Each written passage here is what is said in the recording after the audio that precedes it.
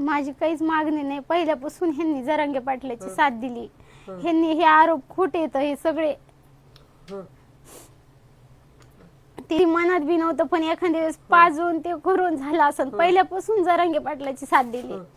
पहिल्यापासून एकदम बैलगाडी वडीत नेली. ह्यांनी कधीच साथ नाही सोडली. आम्ही जेलमध्ये होतो त्यावेळेस म्हणायचे जरांगे पाटलाला काही बोलू नका, काही बोलू नका. ह्या पिऊन पाजून त्यांची पिण्याचा ना त्यांना पाजून महिनाभर असं नुसतं दारू पाजित होते. महिन्यात त्यांना असं भंग करून टाकलं. घरच्याची मया नाही ठेवली, कधी कुणाचं ऐकून नाही दिलं. तसं कधीच मनात नव्हतं, पण आता दारू पाजून एखाद्या वेळेस शब्द चुकत असते त्याची मी काय गॅरंटी देऊ. पण त्यांच्या मनात तसं कधीच नव्हतं. त्यांना खोटे आरोप झाले त्यांच्यावर.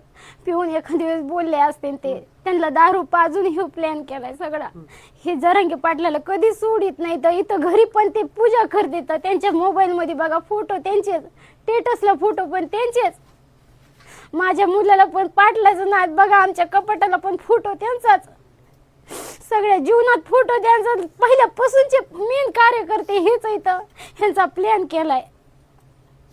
माझ्या नवऱ्याला ही शिक्षा आहे ही सगळी. आणि त्यांचं काही जर हे झालं तर आम्ही पण जगू शकणार नाहीत. आम्ही पण गळफास लावून मरणार इथं. मी माझा मुलगा दोघं पण आणि त्यांची आई पण मरत. आम्ही हे आमचं सिद्ध करत होतं. आणि आमच्या घरी रुपये पण आणलं नाही. आमचं घर बघा, मी रोज कष्ट करते, रोज मंजुरीला जाते.